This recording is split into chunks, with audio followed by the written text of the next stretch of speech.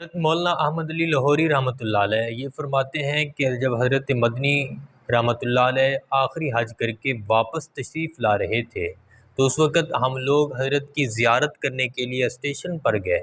وہ حضرت کے ساتھ ٹرین کے اندر ان کے ایک متوسلین میں سے ایک صاحبزادہ محمد عارف جو ضلع جنگ کے تھے دیوبند تک وہ ساتھ گئے۔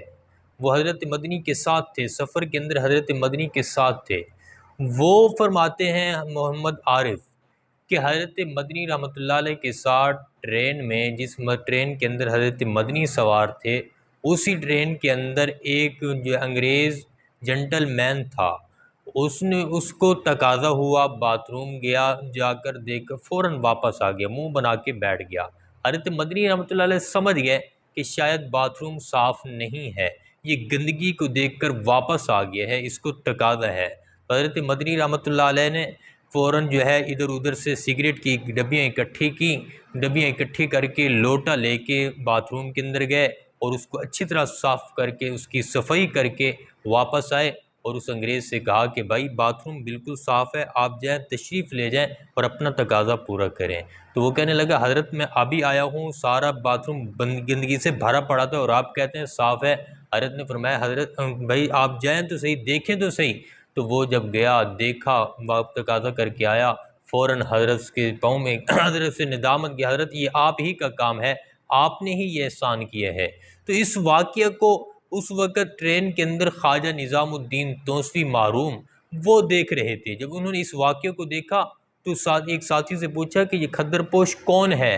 تو اس نے کہا کہ یہ حضرت مدنی رحمۃ اللہ علیہ مولانا شیخ الاسلام مولانا حسین احمد مدنی ہیں۔ تو حضرت خواجہ نظام الدین توسوی معروم اٹھے اور بے اختیار حضرت کے پاؤں سے لپٹ کر رونے لگے۔ حضرت نے اپنے پاؤں چھڑائے اور پوچھا بھائی کیا بات ہے، کیا ہوا؟ تو انہوں نے کہا، خواجہ نظام الدین توسوی معروم نے کہا کہ اس واقعے کو دیکھ کر اگر آپ سے معافی نہ مانگتا، توبہ نہ کرتا تو شاید سیدھا جہنم کے اندر جاتا۔ کہ آپ تو واقعی اخلاق کے پیکر ہیں، آپ تو اتنی عظیم شخصیت ہیں، اتنی عظیم ہستی ہیں۔ حضرت نے فرمایا کہ بھائی میں نے تو اپنے محبوب کی، اپنے پیغمبر کی سنت پر عمل کیا ہے۔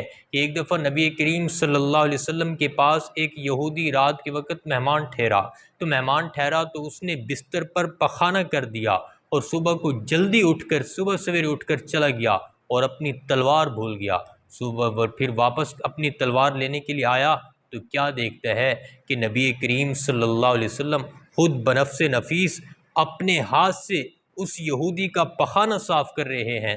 تو اس کو دیکھ کر یہودی مسلمان ہو گیا، اس نے نبی کریم صلی اللہ علیہ وسلم کا کلمہ پڑھ لیا اور آپ کے ہاتھ پر اسلام لے آیا۔